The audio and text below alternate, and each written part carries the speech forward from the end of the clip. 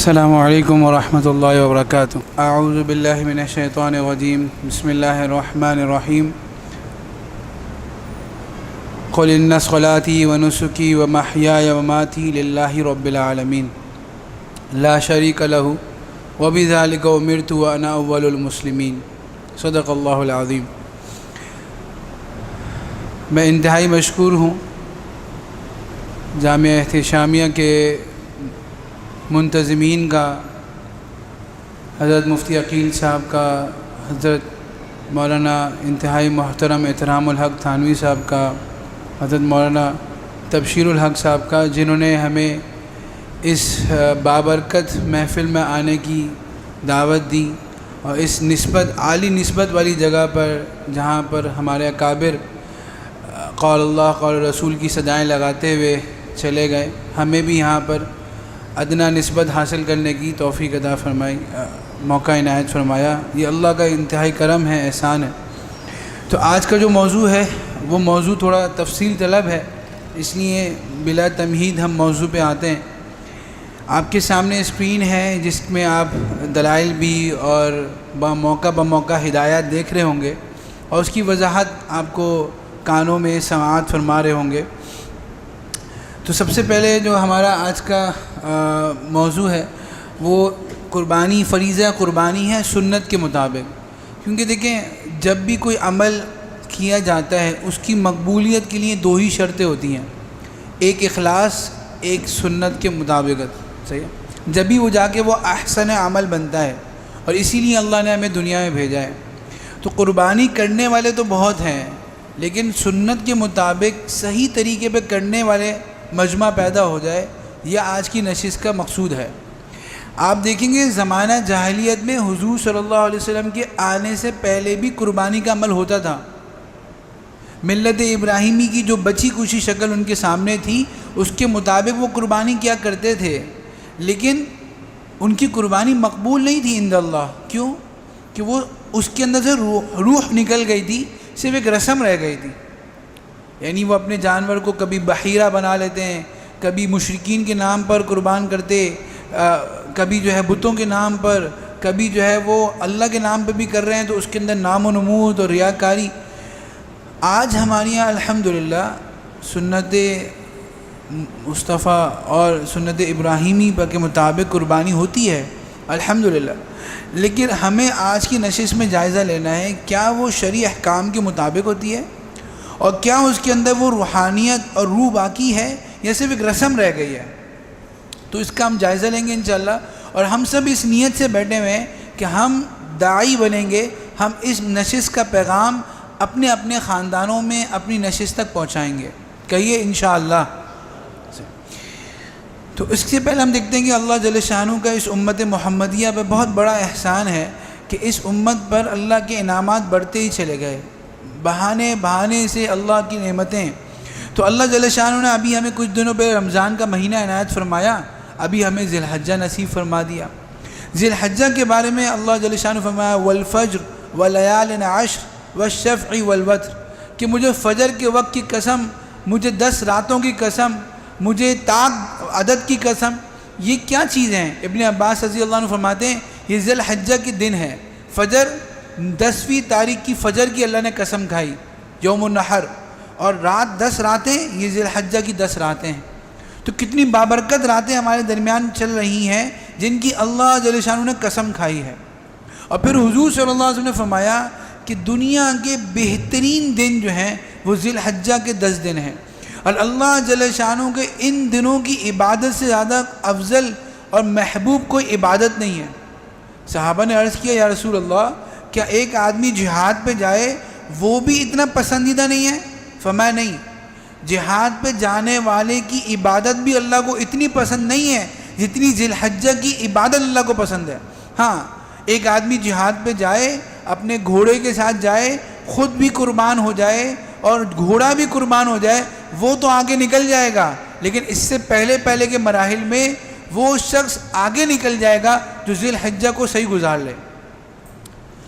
تو ہمارے یہاں، اور ایک اور حدیث میں فرمایا، ترمذی کی روایت ہے کہ اس ذی الحجہ کے عشرے کا جو پہلا عشرہ ہے، اس کے ہر روزے کا ثواب ایک سال کے روزے کے بقدر، اور اس کی ہر رات کی عبادت کا ثواب لیلۃ القدر کی عبادت کا برابر ہے۔ آپ دیکھیں کہ آخری عشرہ جو رمضان کا ہوتا ہے اس میں ہم اس امید پہ جاگتے ہیں کہ شاید آج لیلۃ القدر ہو، لیکن عشرہ ذی الحجہ کی ہر رات آپ کو یقینی ثواب دے رہی ہے کہ یقینی طور پر آپ کو لیلۃ القدر مل رہی ہے۔ لیکن مسئلہ کیا؟ ماحول کا۔ رمضان میں پھر بھی ماحول بن جاتا ہے عبادت کا، لیکن اس عشرہ ذی الحجہ کے اندر ماحول نہیں بن پاتا، اور ہم جیسے کمزور لوگ ماحول کو دیکھ کر چلتے ہیں۔ تو اس کا پیغام ہے آج کا کہ ہم اپنے گھروں میں عبادت کا ماحول بنائیں۔ جیسے رمضان کے اندر ہم آفس تھوڑا دیر سے جا رہے ہوتے ہیں، تھوڑی چھٹی لے لیتے ہیں، تھوڑی جو ہے اپنی مصروفیات ترک کر دیتے ہیں، تھوڑا سوشل میڈیا کم کر دیتے ہیں اور عبادت تلاوت میں بڑھتے ہیں، تو اس کے اندر بھی ہم ٹائم ٹیبل بنائیں۔ ابھی بھی کچھ راتیں کچھ دن باقی ہیں کہ ہم جو ہے وہ اس میں آگے بڑھیں۔ علماء کرام نے فرمایا کہ عشرہ ذی الحجہ کے دن رمضان سے بھی زیادہ افضل ہیں، رمضان سے بھی زیادہ افضل ہیں، کیونکہ عشرہ ذی الحجہ کے اندر ایسی عبادتیں ہیں جو پورے سال میں نہیں ہوتی۔ آپ کے سامنے آپ دیکھیں عرفہ کا دن عشرہ ذی الحجہ میں ہے، قربانی اس عشرہ ذی الحجہ میں ہے، حج کی اہم ترین عبادت اس مہینے کے اندر ہو رہی ہے۔ تو ایسی دو عمل اس مہینے میں ہوتے ہیں جو پورے سال نہیں ہو سکتے، ایک قربانی اور ایک حج۔ تو اس لیے جو ہے آج کا موضوع چونکہ قربانی کا ہے تو ہم قربانی کے مسائل پہ بات کرتے ہیں۔ تو سب سے پہلے جو میں نے بات کی تھی کہ قربانی تو پہلے بھی ہوتی تھی، آج بھی ہوتی ہے، لیکن یہ قربانی ہمارے مسائل کا حل کرنے والی بن جائے۔ کراچی جیسے شہر جس کے اندر کہا جاتا ہے پوری دنیا میں سب سے زیادہ قربانی اس شہر میں ہوتی ہے بعض لوگوں کی تحقیق کے مطابق، تو اس عمل کو زندہ کرنے پر اللہ کی طرف سے جو رحمتیں نازل ہوتی ہیں وہ رحمتیں اس درجے کی کیوں نازل نہیں ہو رہی کہ ہماری قربانی اس درجے پر نہیں آ گئی۔ تو اللہ جل شانہ کیا فرما رہے؟ لَن يَنَالَ اللَّهَ لُحُومُهَا وَلَا دِمَاؤُهَا وَلَكِنْ يَنَالُ التَّقْوَىٰ مِنْكُمْ۔ دیکھو تمہارا خون، تمہاری قربانی کا خون، تمہاری قربانی کا گوشت اللہ کیا نہیں پہنچتا کہ میں نے 2 لاکھ کی گائے لی ہے، میں نے 10 لاکھ کی گائے لی ہے، یہ نہیں پہنچے گا۔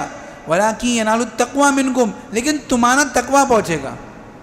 ہم اصل یہ نہیں قربانی کا جانور کیسا ہے، اصل یہ قربانی کرنے والا کیسا ہے۔ ہم سارا زور لگاتے ہیں قربانی کے جانور پر، اس کا کان بھی چیک، ابھی آئے گا مسائل آئیں گے، ضرور چیک کرنے چاہیے کان کیسا ہے، اس کا جو ہے وہ سوال آتے ہیں مفتی صاحب وہ قربانی کے ذبح کرتے وقت وہ قبلہ رخ نہیں ہوا تھا۔ تو بھائی جانور کو لٹاتے وقت قبلہ رخ کرنا مستحب ہے، لیکن آپ کا رخ ساری زندگی قبلے کی طرف ہو یہ تو فرض ہے نا۔ میری زندگی، میرا دل ہر وقت قبلے کی طرف ہو اور میں ہر وقت اللہ کو سامنے رکھ کے چلوں، اللہ کو ناراض نہ کروں، یہ فرض ہے کہ نہیں ہے؟ تو اصل تو اپنے رخ سیدھا کرنا ہے۔ تو اللہ تعالیٰ کا فرمان ہے کہ تمہاری قربانی کا گوشت نہیں پہنچے گا، تمہارا تقویٰ پہنچے گا۔ تو اس قربانی کے عمل کے ذریعے ہمارے اندر تقویٰ آتا چلا جائے۔ فضائل بھی بہت ہیں، حدیث شریف میں آتا ہے ابن آدم کا نحر یعنی قربانی کے دن کوئی ایسا عمل نہیں جو اللہ کے نزدیک جانور کے خون بہانے سے زیادہ محبوب ہو۔ یعنی بعض لوگ کہتے ہیں نا کہ لاک ڈاؤن ہے، اتنی مالی مشکلات ہیں، قربانی نہ کرو صدقہ کر دو، نہیں۔ اللہ کے نبی نے کیا فرمایا کہ قربانی سے زیادہ جو خون بہنا ہے نا یہ اللہ کو بہت پسند ہے۔ اس لیے علماء کرام نے یہ لکھا کہ اگر آپ کے پاس اللہ نے وسعت دی ہے تو آپ بجائے 5 لاکھ کے 1 بیل لینے کے آپ 1 لاکھ کے 5 گائیں لے لو، کیونکہ زیادہ خون بہے گا۔ اللہ نے آپ کو وسعت دی ہے، آپ جو ہے 1 جانور کرنے کے بجائے 10 جانور کرو، بزرگان دین کی طرف سے کرو، اپنے اساتذہ کی طرف سے کرو، حضور صلی اللہ علیہ وسلم کی طرف سے کرو، اپنے مرحومین کی طرف سے کرو، زیادہ سے زیادہ خون بہاؤ، کیونکہ اللہ کے نزدیک عید کے دنوں میں سب سے افضل عمل کیا ہے؟ آپ کے سامنے سنن ترمذی کی روایت ہے خون بہانا، خون بہاؤ۔ اور قربانی کا جانور قیامت کے دن سینگوں، بالوں، کھروں کے ساتھ آئے گا، یعنی جیسا جانور تم کرو گے ویسا آئے گا۔ اور قربانی کا خون زمین پہ گرنے سے پہلے ہی اللہ کی رضا و قبولیت کے مقام پر پہنچ جاتا ہے، ابھی زمین پہ گرا نہیں ہے، وہ اللہ کی رضا تک پہنچ گیا۔ کتنا تیز عمل ہے۔ بس اے اللہ کے بندوں خوشی خوشی قربانی کرو۔ اب یہ جو ورڈ ہے نا کہ فتیبوا بہا انفسکم، کہ اپنے جیوں کی خوشی کے ساتھ، یعنی بوجھ سمجھ کے نہیں کہ اس غربت کے زمانے میں اتنا بڑا مہنگا حصہ ہے، اور یا جو ہے وہ جانور کو لانے میں منڈی میں کوئی گرمی کا محسوس ہو گئی، یا جو ہے کسائی نے تنگ کیا، یا جانور کو روزانہ چارہ ڈالنے میں تکلیف ہو رہی ہے، تو اس مشقت کو بوجھ مت سمجھو، بلکہ کیا کرو، خوشی خوشی قربانی کرو کہ اصل حکم تو یہ تھا کہ میں اپنے بیٹے کو ذبح کرتا، اللہ نے کرم کر دیا کہ میرا بیٹے کو نہیں کہا بلکہ مجھے جانور قبول کر لیا، تو خوشی خوشی کرو۔ پھر آگے اللہ کے نبی صلی اللہ علیہ وسلم نے کیا فرمایا؟ صحابہ اکرام رضی اللہ عنہ اجمعین نے پوچھا یا رسول اللہ کہ ما هذه الاضاحی، یہ قربانی کیا ہے؟ آپ نے فرمایا سنت ابیکم ابراہیم، تمہارے والد یعنی ابراہیم علیہ السلام کی سنت ہے۔ اچھا میں یہ وضاحت کر دوں کہ یہاں سنت سے مراد طریقہ ہے، سنت سے مراد طریقہ ہے۔ بعض لوگ سمجھتے ہیں اس حدیث کی وجہ سے کہ قربانی سنت ہے، اور وہ کہتے ہیں قربانی سنت ہے، فرض واجب تو نہیں ہے، تو چھوڑ دیتے ہیں۔ نہیں، یہ تو علماء کرام سے پوچھیں کہ سنت کا مطلب کیا کیا آتے ہیں۔ سنت کا ایک مطلب ہوتا ہے راستہ، کہ یہ ہمارے والد بزرگوار حضرت ابراہیم علیہ السلام کا طریقہ ہے کہ ان کے دور سے چلا ہے، ان کے بیٹے کی یاد سے جو آپ کو واقعہ معلوم ہے چلا ہے، لیکن یہ قربانی سنت نہیں ہے۔ میں آگے واضح کروں گا کہ یہ واجب ہے، صحیح ہے۔ تو صحابہ نے عرض کیا کہ اس میں ہمارے لیے اجر کیا ہے؟ فرمایا ہر بال کے بدلے ایک نیکی، ہر بال کے بدلے ایک نیکی ہے۔ بعض بزرگوں سے سنا کہ وہ دمبا ذبح کیا کرتے تھے کہ اس کے بال زیادہ ہوتے ہیں، کہ ہر بال کے بدلے ایک نیکی۔ صحابہ نے عرض کیا اون کا کیا حکم ہے؟ فرمایا اون کے ہر بال کے بدلے بھی نیکی، ہر بال کے بدلے نیکی مل رہی ہے۔ اس لیے جتنے جانور زیادہ ہوں گے اتنی، جن کو اللہ نے استطاعت دی زیادہ جانور لے کے آئے، زیادہ قربانی کریں، خون بھی بہے گا، جانور بھی زیادہ ہوں گے۔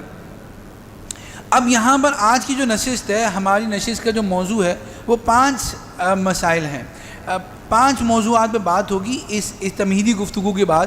سب سے پہلے تو جاننا ضروری ہے قربانی کس پر واجب ہے۔ ہم جو لوگ بیٹھے ہوئے ہیں، بعض لوگ سمجھتے ہیں مجھ پر قربانی واجب نہیں ہے، حالانکہ قربانی کا نصاب اتنا کم درجے کا ہے کہ میں سمجھتا ہوں کہ جو مڈل کلاس میں کوئی شاید ہو جس پر قربانی واجب نہ ہو۔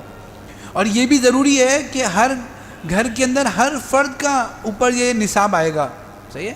ہو سکتا ہے گھر میں 6 فرد ہوں اور ان میں سے 5 پر یہ نصاب آ رہا ہو، تو اس کو غور سے ذرا دیکھیے گا قربانی کس پر واجب ہے۔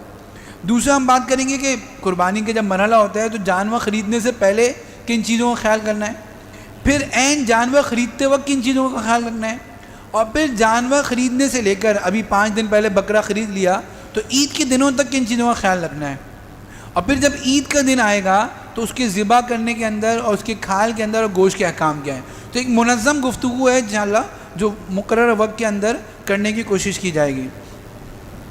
تو سب سے پہلا سوال یہ ہے کہ کیا آپ پر قربانی واجب ہے؟ ہر ایک اپنے بارے میں سوچے کہ جائزہ لے کہ کیا مجھ پر قربانی واجب ہے، کیونکہ ایک شخص ایسا ہے کہ جو سمجھتا ہے کہ مجھ پر قربانی واجب نہیں ہے، اس نے علماء کرام سے معلوم نہیں کیا، اور قربانی واجب نہیں ہے، وہ نفلی نیت سے قربانی کرتا ہے، تو اس میں بھی اس کے پھنسنے کے آخرت میں چانسز ہیں، کیونکہ وہ نفلی نیت سے کر رہا ہے اور قربانی واجب کی اس نے نیت نہیں کی ہے۔ تو اس لیے جیسے ہم فرض نماز پڑھتے ہیں، اگر کوئی فرض نماز کو نفل نماز کی نیت سے پڑھ لے تو فرض ادا ہو جائے گا؟ نہیں ادا ہوگا، اس کو فرض کی نیت کرنی پڑے گی۔ تو پہلے جاننا ہے کہ مجھ پر قربانی واجب ہے یا واجب نہیں ہے، اور یہ مسائل جاننا بہت ضروری ہے، کیونکہ جانور اگر گم ہو جائے، جانور اگر مر جائے، جانور اگر بدل جائے، تو ان ساری صورتوں میں جس پر قربانی واجب ہے اس کے احکامات الگ ہیں، اور جس پر قربانی واجب نہیں اس کے احکامات کیا ہیں؟ الگ ہیں۔ تو ہمیں جاننا ضروری ہے کہ ہمارے پر قربانی واجب ہے یا نہیں واجب ہے۔ تو قربانی کس پر واجب ہے؟ تو حدیث شریف میں آتا ہے کہ جو شخص مالی وسعت ہونے کے باوجود قربانی نہ کرے تو وہ فلا یقربن مصلانا، تو ایسا شخص ہماری عیدگاہ کے قریب بھی نہ آئے۔ اللہ کے نبی کو اس سے اتنی ناراضگی ہے کہ جس پر قربانی واجب ہے اور وہ قربانی نہ کریں تو ہماری عیدگاہ کے، یعنی اللہ کے نبی اس کو اتنی ناپسندیدگی سے دیکھ رہے ہیں۔ اب کتنے لوگ ہوتے ہیں گھر میں 5 آدمیوں پر قربانی واجب ہے، ایک قربانی کر لی، بالغ افراد ہیں ابھی ان پر جو ہے قربانی واجب ہے، لیکن چونکہ ابھی شادی نہیں ہوئی، ابھی جو ہے بچہ یونیورسٹی میں پڑھتا ہے تو اس کی بھی قربانی نہیں کر رہے۔ اللہ کے نبی تو فرماتے علماء کرام جس چیز پر وعید آ جائے وہ نشانی ہوتی ہے واجب ہونے کی، تو یہ واجب ہونے کی نشانی ہے کہ قربانی کیا ہے؟ واجب ہے۔ اور بعض لوگ فرماتے ہیں کہ بعض لوگوں کو غلط فہمی ہوتی ہے کہ قربانی جو ہے عید کے ساتھ خاص ہے، نہیں۔ حضور صلی اللہ علیہ وسلم 10 سال مدینہ منورہ میں رہے اور ہر سال آپ صلی اللہ علیہ وسلم نے قربانی کی ہے، یہ اس بات کی دلیل ہے کہ عید کے علاوہ بھی قربانی کرنی ضروری ہوتی ہے۔ اچھا قربانی کس پر واجب ہے؟ قربانی جو ہے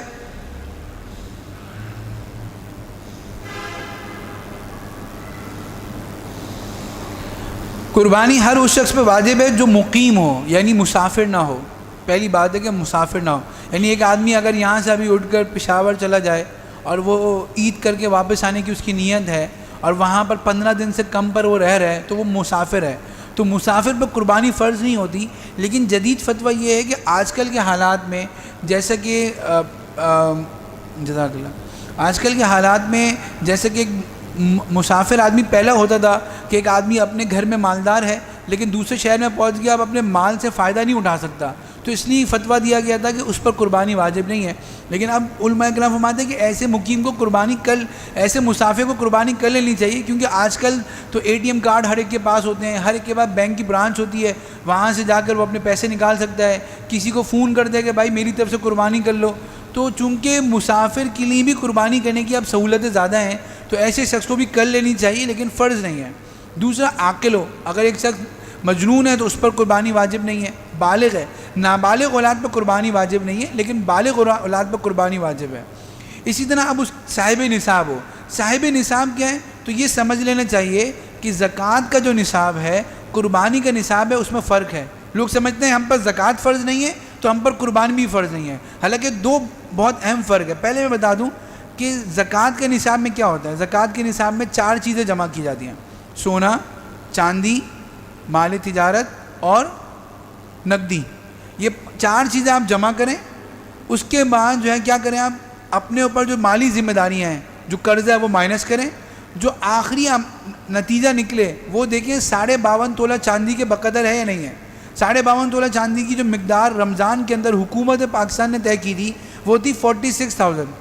تو اگر آپ کے پاس 46,000 کی اماؤنٹ ہے تو آپ پر قربانی، آپ پر زکوٰۃ واجب ہے. لیکن قربانی کے اندر کیا ہوتا ہے؟ قربانی کے اندر ایک اضافی چیز ہو جاتی ہے، ضرورت سے زائد سامان. کہ زکوٰۃ میں ہم نے 4 چیزیں جمع کی تھی، قربانی میں ہم 5 چیزیں جمع کریں گے: سونا، چاندی، نقدی، مال تجارت. تو وہی زکوٰۃ والی ہو گئی. 5ویں چیز کیا ہو گئی؟ ضرورت سے زائد سامان. ضرورت سے زائد سامان کیا ہے؟ اللہ نہ کرے گھر میں ٹی وی موجود ہے تو ایک ضرورت سے زائد چیز ہے. 2 موبائل ہیں، ایک موبائل سے کام چلتا ہے، ایک موبائل ایسے ہی رکھا ہوا ہے تو وہ کیا ہے؟ ضرورت سے زائد ہے. گھر میں بلا ضرورت کے جو کپڑے رکھے ہوئے ہیں یا ضرورت سے زائد برتن ہیں، بہت ساری لمبی فہرست ہے. جو ضرورت سے زائد سامان کی قیمت لگائیں گے، یہ 5 چیزیں ملا کر پھر اپنی ذمہ داریوں کو مائنس کرنے کے بعد جو اماؤنٹ آئے گی وہ کتنی ہونی چاہیے؟ 52.5 تولہ چاندی. 52.5 تولہ چاندی کی آج کل قیمت کسی بھی صرافہ مارکیٹ سے پوچھ لیں، تھوڑی سی قیمت بڑھ گئی ہے. تو اس کے مطابق اگر مثال کے طور پر 50,000 روپے کسی کے پاس ہو جاتے ہیں تو اس پر قربانی کیا ہے؟ واجب ہے. بیوی کے اوپر ہو جاتے ہیں، بیوی پر بھی واجب ہے. شوہر کے پاس ہو جاتے ہیں، شوہر پہ بھی واجب ہے. بالغ بچہ ہے، یونیورسٹی میں پڑھتا ہے، ابا کچھ اس کو پیسے دیتے تھے، اس نے کچھ جمع کر کے عیدی جمع کر کے 50-60 ہزار روپے ہو گئے، اس پر بھی واجب ہے.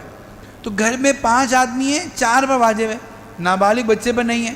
تو ہمیں دیکھنا ہے، ہم نے گھر میں جا کے چیک کرنا ہے کہ کن کن لوگوں پر قربانی واجب ہے اور ہر ایک کا پھر حصہ لینا ہے یا ہر ایک کی طرف سے قربانی کرنی ہے. ایسا نہیں کہ گھر کے بڑے نے قربانی کر لی سب کی طرف سے ہو گیا، ایسا نہیں ہے. جیسے ہر ایک نے نماز پڑھنی ہوتی ہے اسی طرح ہر ایک نے کیا کرنا ہوگا؟ قربانی کرنی ہوگی. پھر اس کے بعد جیسے میں نے عرض کیا کہ زکوٰۃ اور قربانی کا نصاب میں فرق ہے. ایک تو میں نے بتا دیا کہ زکوٰۃ کے نصاب میں کیا ہے؟ ضرورت سے زائد نہیں آتا اور قربانی میں ضرورت سے زائد آتا ہے. دوسرا فرق ہے کہ زکوٰۃ کا نصاب جو ہوتا ہے اس میں سال گزرنا ضروری ہوتا ہے. قربانی کے نصاب میں سال گزرنا ضروری نہیں ہے. اگر کسی شخص کے پاس کچھ بھی نہیں تھا اور عید کے دن اس کو کچھ لوگوں نے پیسے دے دیے، عید کی تیسرے دن کی مغرب سے 1 گھنٹہ پہلے بھی کسی کے پاس یہ نصاب آ گیا تو اس کے ذمہ لازم ہے کہ فوراً بکرا پکڑیں، فوراً کوئی جانور ذبح کرنے کا پکڑیں اور اس کو جو ہے سورج غروب ہونے سے پہلے ذبح کر دیں، چاہے گوشت بعد بھی بناتا رہے. اگر عید کے دن قربانی ہونے تیسرے دن غروب آفتاب سے 1 لمحہ پہلے بھی کسی کے پاس یہ اماؤنٹ آ جاتی ہے تو اس پر قربانی کیا آ جائے گی؟ واجب ہو جائے گی. زکوٰۃ کی طرح سال گزرنا ضروری نہیں ہے. تو یہ تو ہو گیا کہ کس پر قربانی واجب ہوتی ہے. اب ہم بات کرتے ہیں کہ جانور خریدنے سے پہلے کیا ہے. اب ہم نے چیک کر لیا کہ بھائی ہمارے پاس گھر میں 3 آدمی ہیں جن پر قربانی واجب ہے، تو ہم ایک کام کرتے ہیں کہ آپ جانور خریدنے کی تیاری کرتے ہیں. تو جانور کی خریداری سے پہلے کن امور کا خیال رکھنا چاہیے؟ تو سب سے پہلی بات کیا ہے کہ نیت کی درستگی. ہمیں کیا کرنا ہے؟ ہمیں یہ کرنا ہے نیت کی درستگی. نیت کی درستی کی کیوں ہے؟ کیونکہ سب سے پہلے ہماری بات کیا کہ نیت کی درستی کی، کیونکہ کیا انما الاعمال بالنیات، اعمال کا دار و مدار نیت پہ ہے۔ اگر میری نیت جو ہے وہ گوشت حاصل کرنے کی ہے کہ بھائی عام دنوں میں بکرے کا گوشت مہنگا ہوتا ہے، قربانی میں مل جائے گا یا گائے کا حصہ مل جائے گا، تو وہ ثواب حاصل نہیں ہوگا۔ دوسرا کیا شرط ہے؟ مال کا حلال ہونا، یہ بہت شرط ہے، کیونکہ حدیث شریف میں کیا آتا ہے؟ ان اللہ طیب، کہ اللہ تعالیٰ خود بھی پاک ہیں، طیب بعض روایت میں کہ طیب پاک ہیں اور پاک مال کو ہی قبول فرماتے ہیں، صحیح ہے، حرام مال سے صدقے کو قبول نہیں کرتے، صحیح مسلم کی روایت ہے۔ اور یہ بات ذہن نشین کر لیں کہ جیسے ایک آدمی ظہر کی 4 فرض پڑھنے بیٹھا اور اس کی جو ہے 4 فرضوں میں سے 3 رکعتیں بالکل ٹھیک ہو گئیں، چوتھی رکعت میں اس سے کوئی ایسی غلطی ہو گئی جس سے اس کی نماز ٹوٹ جاتی ہے، تو یہ بتائیں کہ چاروں نمازیں ٹوٹ جائیں گی یا اس کی 3 رکعتیں ہو جائیں گی اور چوتھی رکعت نہیں ہوگی؟ ایسا ہی ہے نا، یہ تو بہت آسان سا مسئلہ ہے کہ اگر نماز کی کسی ایک رکعت میں بھی غلطی ہو جائے تو پوری نماز کیا ہو جاتی ہے؟ دہرانی پڑتی ہے نا۔ تو اگر قربانی کے جانور میں 7 حصے ہیں، گائے میں 6 آدمی ماشاءاللہ حلال رقم سے قربانی کر رہے ہیں، 7واں آدمی حرام رقم سے قربانی کر رہا ہے، تو نہ صرف اس کی قربانی قبول نہیں ہوگی بلکہ 6 کے 6 کی قربانی قبول نہیں ہوگی، کیونکہ گائے آدھی تھوڑی قبول ہوگی، یا تو پوری قبول ہوگی یا پوری رد ہو جائے گی۔ تو اس لیے اس کا بہت خیال کرنا ہے کہ ہماری کمائی بھی حلال ہونی چاہیے، اور جس کو ہم شامل کر رہے ہیں اس کی کمائی بھی کیا ہونی چاہیے؟ حلال ہونی چاہیے۔ اس لیے اگر کسی شخص کی آمدنی حرام ہے تو ہم اس سے معذرت کر لیں، لیکن ایک بات اور بھی ہے، ولا تجسسوا، ہمیں شریعت نے کود کریٹ کرنے سے اور تجسس سے بھی منع کیا ہے۔ تو ایک آدمی میرے پاس آ رہا ہے کہ بھائی میں آپ کے جانور میں شرکت کرنا چاہتا ہوں، یا مدرسے کے محتممین کے پاس آ رہا ہے کہ اجتماعی قربانی، کہ بھائی آپ کے پاس میں قربانی کرنا چاہتا ہوں، تو ایک مسلمان آیا ہے قربانی کرنے کے جذبے سے آیا ہے، تو ہم اس سے تجسس نہیں کریں گے بھائی تمہاری آمدنی کیا ہے، اس کا اور اللہ کا معاملہ ہے، ہم اس سے حسن ظن رکھیں گے کہ یہ حلال کماتا ہوگا۔ لیکن اگر ہمیں پہلے سے معلوم ہو گیا کہ بھائی یہ تو ہمارے محلے کا ہی آدمی ہے، اور میں بھی اسی محلے میں بڑا ہوا، یہ بھی اسی محلے میں رہتا ہے، اور مجھے پتہ ہے حضرت تو بہت عرصے سے بینک میں ملازمت کرتے ہیں، سودی بینک میں کام کرتے ہیں اور سود کے کام متعلق کام کرتے ہیں، تو پھر ہم اس وقت ان سے ادب سے عرض کر دیں گے حضرت یا تو کہیں سے حلال آمدنی کہیں لے کے آ جائیں، کسی سے قرض لے کے آ جائیں، یا ہم آپ سے معذرت چاہتے ہیں آپ کہیں اور قربانی کر لیں، ورنہ سب کی قربانی کیا ہو جائے گی؟ ضائع ہو جائے گی۔ تو اس لیے ہم دیکھ لیں کہ اگر ہم قربانی سے پہلے جتنے لوگ شریک ہو کے جانور لینا چاہتے ہیں، 3 آدمی مل کر منڈی جا رہے ہیں، تو تینوں کی آمدنی حلال ہونی چاہیے، نیت ٹھیک ہونی چاہیے۔ اگر ہمیں لوگوں کو شریک کرنا ہے تو شرکت پہلے سے طے کر لیں، یہ نہیں کہ جانور لے آئیں اور پھر ہم طے کریں، کیونکہ اگر اس شخص پہ قربانی واجب ہے تو اس کے لیے مکروہ ہے کہ دوسروں کو بعد میں شریک کرے، صحیح ہے، اور اگر غریب ہے اور اس نے خوشی سے خود ہی سے قربانی کر رہا ہے تو اس کے لیے تو ناجائز ہے۔ تیسری بات یہ کہ سب کا عقیدہ درست ہونا چاہیے، یہ بھی اہم بات ہے۔ دیکھیں ہم پھر اگین بات ہے کہ میں آپ کا عقیدہ نہیں پوچھوں گا، آپ میرا عقیدہ نہیں پوچھیں گے، لیکن اگر مجھے معلوم ہے کہ یہ صاحب ہمارے پڑوس میں جو رہتے ہیں یہ ایسے فرقے سے تعلق رکھتے ہیں جن کے بارے میں علماء اکرام نے فتویٰ دیا ہوا ہے کہ یہ فرقہ جو ہے اسلام سے خارج ہے، یا اس کے عقائد مجھے پتہ ہے کہ ذاتی طور پر بہت ہی گمراہ کن عقائد ہیں، تو پھر ہم ان سے کیا کر لیں؟ معذرت کر لیں، کیونکہ غیر مسلم کی قربانی نہیں ہوتی۔ تو اس لیے ہم دیکھ لیں کہ سب کا عقیدہ بھی درست ہو، اور تیسری بات ہے کہ کسی کا حصہ 7ویں سے کم نہ ہو۔ اگر ہم مل کر کوئی گائیں خریدنے جا رہے ہیں تو ایسا نہ ہو کہ ایک آدمی کہے کہ یار فی حصہ کتنا آ رہا ہے، فی حصہ 12,000 روپے آ رہا ہے، یار میں تو تھوڑا سا کمزور ہوں تو ایسا کرتا ہوں میں صرف 10,000 دے سکوں گا، تو باقی دوسروں نے کہا کوئی بات نہیں آپ 10,000 دے دو باقی ہم ملا لیں گے، نہیں ایسا ٹھیک نہیں ہے، کیونکہ اس کا کیا ہو جائے گا؟ ایک حصے سے بھی کم ہو جائے گا۔ تو ایک حصے سے زیادہ تو ہو سکتا ہے، یہ ہو سکتا ہے کہ ایک گائے میں 3 آدمی شریک ہوں، یہ ٹھیک ہے، 7 تو میکسیمم ہے، کم سے کم 2 بھی ہو سکتے ہیں، 3 بھی ہو سکتے ہیں، 4 بھی ہو سکتے ہیں، 5 بھی ہو سکتے ہیں، لیکن 8 نہیں ہو سکتے، کیونکہ 7 اور یہ نہیں ہو سکتا کہ ایک آدمی کا 2.5 حصہ ہو اور ایک آدمی کا آدھا حصہ ہو، یہ نہیں ہو سکتا، ہر آدمی کا حصہ کم سے کم ایک ہوگا۔ آپ کو اس سے ہمدردی ہے، آپ اس سے بولیں بھائی آپ کے پاس 10,000 روپے ہیں، یہ 2,000 روپے میں آپ کو دیتا ہوں، آپ اپنا پورا حصے کے پیسے مجھے دے دو 12,000 روپے، تو 12,000 روپے آپ کو دے دے گا، اس کا حصہ ٹھیک ہو جائے گا۔ تو یہ باتیں ٹھیک ہو گئیں، ثواب کی نیت۔ اچھا، ہم کسی کو عقیقے والے کو بھی شامل کر سکتے ہیں۔ قربانی کے اندر اللہ کی رضا ہونی چاہیے، باقی نیت کچھ بھی ہو، چاہے عقیقے کی نیت ہو، کسی بھائی کی شادی ہو رہی ہے، ولیمہ بھی سنت ہے، وہ کہہ رہے ہیں میں بھائی ایک حصہ اس لیے ڈالنا ہوں کہ گوشت آئے گا اس سے ولیمہ کروں گا، وہ بھی ٹھیک ہے۔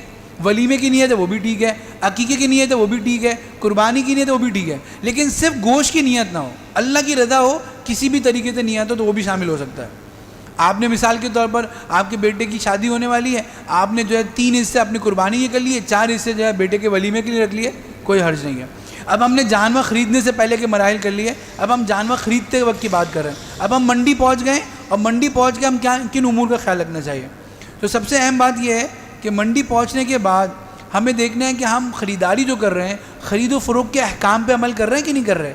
ایسا نہ ہو کہ ہم نے بولا یار جانور میں نے بیوپار کو چونا لگایا کہ میں ایسا سستا کر کے لے آیا جھوٹ بول کے، تو بھائی آپ نے اس کو وہاں چونا لگایا، یہاں آپ کو ثواب میں چونا لگ جائے گا۔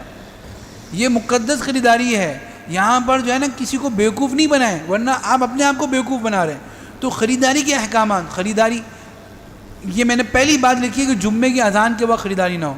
پچھلی سال جیسے مویشی منڈی میں ٹھیے لگتے ہیں، وہاں جماعتیں جا کر محنت کرتی ہیں، تو ہمارا بھی جانا ہوا، اور اتفاق سے بالکل جمعے کی نماز کے وقت ہم پہنچے، تو ہم راستہ ڈھونڈ رہے تھے کہ مسجد کہاں پہ ہے، تو کتنے لوگوں کو میں نے دیکھا کہ عین جمعے کی اذان ہو رہی ہے اور قریب کی مسجد سے خطبے کی آواز آ رہی ہے اور وہ جانور خریدنے میں لگے ہیں، اور کتنے بیوپاروں کو دیکھا بھی اب مقدس جانور کی خرید و فروخت میں لگے ہوئے ہیں، جو فرض عمل ہے اس کو چھوڑ رہے ہیں اور واجب میں لگے ہیں۔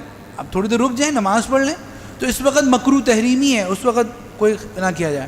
دوسرا، اگر آپ کو نظر آ رہا ہے، حدیث شریف میں آتا ہے کہ اپنے بھائی کے بھاؤ پر بھاؤ مت لگاؤ، سوم علی سوم اخی، اپنے بھائی کے بھاؤ پہ۔ آپ کو نظر آنا ہے کہ ایک جانور کا خریدار ایک بیچنے والے سے بات چیت کر رہا ہے اور ان کے درمیان کسی حد تک بات ہو گئی ہے، اب آپ کو اچھا لگا، آپ نے بیچ میں آ کے نہیں یار میں 11,000 دوں گا مجھے دے دو، یہ ناجائز ہے، گناہ ہے۔ جب ان کی بات ختم ہو جائے وہ کہے کہ نہیں مجھے سمجھ میں نہیں آ رہا، پھر آپ بیچ میں آئے، یہ ناجائز ہے۔ ہم لوگ بعض اوقات دیکھتے پبلک ٹرانسپورٹ میں رکشے کو روکا، ایک بندے نے آگے پیچھے روکا، ایک اور بندہ آ جاتا ہے یار وہاں جاؤ گے، بھائی اس کی بات چل رہی ہے، آپ بیچ میں جو مداخلت کر رہے ہیں حدیث کے خلاف ورزی ہے۔ تو اس لیے ہمیں خریداری کے اندر اخلاقیات کا بھی خیال رکھنا ہے۔ تیسرا، جھوٹ سے بچنا ہے۔ حدیث شریف میں آتا ہے کہ جھوٹی قسم کھانے سے برکت ختم ہو جاتی ہے۔ ایک اور حدیث میں ہے کہ اس سے آبادیاں کھنڈروں میں تبدیل ہو جاتی ہیں، گھر ویران ہو جاتے ہیں جھوٹ بولنے سے۔ تو اس لیے ہم وہاں پر جھوٹ بول رہے ہیں، بھائی ہماری رینج میں نہیں ہے، ہم اتنے ہی پیسے، جیب میں پیسے ہیں لیکن کہہ رہے ہیں یار میرے پاس تو اتنے ہی ہیں، بھائی اتنے میں دے دو، صحیح ہے۔ اب اس کو ہم جھوٹی باتیں کر رہے ہیں، یار برابر میں تو اس سے سستا جانور مل رہا تھا، بھائی آپ 4-5 جھوٹ بول کر اللہ کے نام کی قربانی لے کے آ رہے ہو، ٹھیک ہے۔ تو وہاں پر ہمیں اپنے اخلاقیات کا خیال رکھنا ہے، جھوٹی قسم کھا کر جھوٹی بات کر کے جانور کو نہیں خریدنا ہے۔ پھر اس کے بعد یہ ایک اہم بات ہے کہ قربانی کا جانور عمدہ انتخاب کرنا ہے، کیونکہ حضور صلی اللہ علیہ وسلم عمدہ جانوروں کا انتخاب کیا کرتے تھے۔ حضرت عائشہ رضی اللہ عنہ فرماتی ہیں کہ رسول اللہ صلی اللہ علیہ وسلم جب قربانی کا ارادہ فرماتے تو 2 بڑے فربا، موٹے تازے سینگ والے، رنگت میں ایسے سفید جن میں سیاہی ملی ہوتی ہے، جس کو چت کبرا کہتے ہیں کہ آدھا سفید آدھا کالا، اور خصی مینڈے کی قربانی کرتے، یعنی آپ 2 جانور خریدتے۔ اس سے معلوم یہ بھی ہوا خصی بکرے کی قربانی کیا ہے، جائز ہے، یہ کوئی عیب نہیں ہے کہ آپ نے اس کو بانجھ کر دیا تو کوئی عیب نہیں۔ اگر گائیں بھی بانجھ ہو تو اس کی قربانی بھی ہو جائے گی، بکرا اگر خصی ہو تو اس کی قربانی بھی ہو جائے گی، بلکہ علماء کرام نے فرمایا بہتر افضل ہے، کیونکہ حضور صلی اللہ علیہ وسلم اکثر خصی بکرے کی قربانی کیا کرتے تھے۔ اور پھر قربان جائیں اللہ کے نبی پر کہ 2 بکرے کیوں کرتے تھے، ایک اپنی طرف سے اور ایک اپنی امت کے ان لوگوں کی طرف سے ذبح فرماتے جنہوں نے اللہ کی وحدانیت اور رسول اللہ صلی اللہ علیہ وسلم کی رسالت کی گواہی دی۔ یعنی میرے نبی تو میرے پیدا ہونے سے پہلے ہی میری محبت میں میرے لیے قربانیاں کر کے چلے گئے، اور میں اتنا نالائق ہوں کہ میں حضور کی طرف سے قربانی نہیں کرتا۔ تو ہم میں سے ہر شخص نیت کرے جس کو وسعت اللہ نے دی ہو کہ ہم حضور صلی اللہ علیہ وسلم کی طرف سے بھی قربانی کریں گے، کہیں انشاءاللہ، نیت تو کریں، اللہ توفیق دیں گے انشاءاللہ۔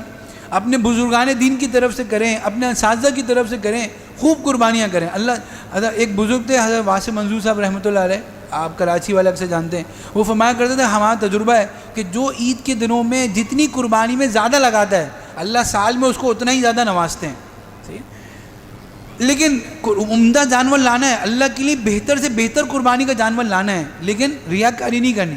مہنگی جانوروں کی ہم نے کوئی شو آف نہیں کرنی کہ بھائی ٹینٹ لگا دیا اور جو ہے نا بار بار اس کی جو ہے نمائش ہو رہی ہے، لوگ آ رہے ہیں دیکھ رہے ہیں. یہ ریاکاری نہیں کرنی. صحیح ہے. تو بھائی ایک تو ریاکاری نہیں کرنی، لیکن عمدہ جانور لینا ہے. ہاں اگر کسی شخص کو ریاکاری نہ بھی ہو تو پھر بھی یہ علماء کرام فرماتے ہیں کہ 10 لاکھ کا جانور ایک لینے کے بجائے آپ 10 جانور لے لو، زیادہ غریبوں کو گوشت ملے گا، زیادہ قربانی کا خون بہے گا. تو ریاکاری نہیں کرنی، اس ٹرینڈ کو ختم کرنا ہے کہ 10 لاکھ کا جانور وہاں آیا ہوا ہے. دیکھیں ایک آدمی ریاکاری کرنے والا ہوتا ہے، لیکن اس کو ہم دیتے ہیں.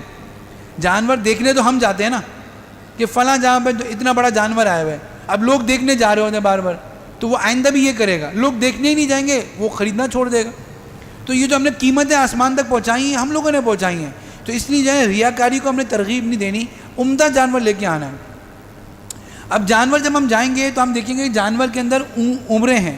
تو عمر کتنی ہوگی جانور کے اندر؟ جو کم سے کم عمر ہے وہ ہم نے دیکھا ہے کہ بکرے کے اندر کتنی ہے؟ 1 سال کا ہونا ضروری ہے. دمبے کے اندر کتنا ضروری ہے؟ 1 سال کا ہونا ضروری ہے. گائے بیل میں سال کا ہونا ضروری ہے. اونٹ میں کتنا؟ 5. گائے بیل میں 2 سال اور اونٹ میں 5 سال. اچھا یہ جو عمریں ہیں یہ عمریں اصل ہیں، اور یہ عمر کس سے ہوگی؟ قمری سال سے ہوگی، یعنی جو اسلامی سال سے ہوتا ہے. یعنی اگر ذی الحجہ کے اندر کوئی بکرا پیدا ہوا 13 ذی الحجہ کو، تو اس کی اس سال قربانی ہو سکتی ہے؟ نہیں ہو سکتی. اگر 9 ذی الحجہ کو بکرا پیدا ہوا تو اس سال اس کی قربانی ہو سکتی ہے؟ ہو سکتی ہے. تو 1 گھنٹہ بھی اگر کم ہوگا تو اس کی قربانی نہیں ہو سکتی. اور اس میں اعتبار کس کا ہے؟ عمر کا، دانت کا اعتبار نہیں ہے. کیونکہ ایک معروف جانوروں کے ڈاکٹر نے مجھے بتایا کہ جو 2 دانت نکلتے ہیں نا، یہ 13ویں مہینے میں نکلتے ہیں. صحیح ہے؟ 13-14ویں مہینے میں نکلتے ہیں. تو 2 دانت علماء کرام اس لیے کہتے ہیں کہ یہ تو طے ہے کہ جب دانت نکل گئے تو وہ عمر چھوٹی نہیں ہوگی. لیکن اگر عمر چھوٹی ہے اور دانت نہیں نکلا، لیکن آپ کا بیوپار ایسا ہے، جو تاجر ہے وہ اعتماد والا ہے، وہ دیندار ہے، آپ کو وہ کہہ رہا ہے کہ بھائی میں نے اس کو پالا ہے، اس کی عمر پوری ہو گئی، تو آپ اس کی بات پہ اعتبار کر کے قربانی کر سکتے ہیں. اور اگر جو ہے وہ اس کا 2 دانت نہیں نکلے اور جانوروں کو کوئی دیندار ڈاکٹر کہہ رہا ہے کہ اس کی عمر پوری ہو گئی ہے، تو آپ اس کی قربانی کر سکتے ہیں. کیونکہ اصل حدیث میں کیا آتا ہے؟ عمر کا ذکر ہے، دانت کا ذکر نہیں ہے. دانت تو کیا ہے؟ علامت ہے. ہاں دمبے کے بارے میں آتا ہے کہ اگر دمبا اتنا موٹا تازہ ہے کہ وہ 6 مہینے کا ہو گیا ہے، اور اگر وہ 1 سال کے دمبوں میں چھوڑا جائے تو وہ پھر 1 سال کا ہی لگے تو اس کی قربانی ہو سکتی ہے. بکرا اگر 1 سال سے 1 دن بھی چھوٹا ہے لیکن وہ دیکھنے میں 2 سال کے برابر بھی لگتا ہے، پھر بھی اس کی قربانی نہیں ہو سکتی. عمر کا پورا کرنا بہت ضروری ہے. بعض لوگ آپ منڈی جائیں، آواز لگ رہی ہوتی کھیرا مل رہا ہے. کھیرا مطلب عمر چھوٹی ہے، گوشت بہت اچھا ہے، اور اس کی لوگ قربانی کر رہے ہوتے ہیں، اپنی قربانی خود ضائع کر رہے ہوتے ہیں. تو اس لیے یہ بھی ایک عمر کے لحاظ سے بھی دیکھنا ہوتا ہے. پھر حضور صلی اللہ علیہ وسلم نے حضرت علی رضی اللہ عنہ کو فرمایا تھا کہ جانور کی آنکھ کان خوب اچھی طرح چیک کر کے لیا کرو. تو یہ جو ہم قربانی کے منڈی میں آ کے چیک کرتے ہیں، ہم نیت کر لیں کہ حضور صلی اللہ علیہ وسلم کی نصیحت پہ عمل کر رہے ہیں. تو جانور کے اندر کچھ عیوب ہوتے ہیں جن عیوب کی وجہ سے اس کی قربانی کیا ہوتی ہے؟ ٹھیک نہیں ہوتی. اب وہ عیب کیا ہیں؟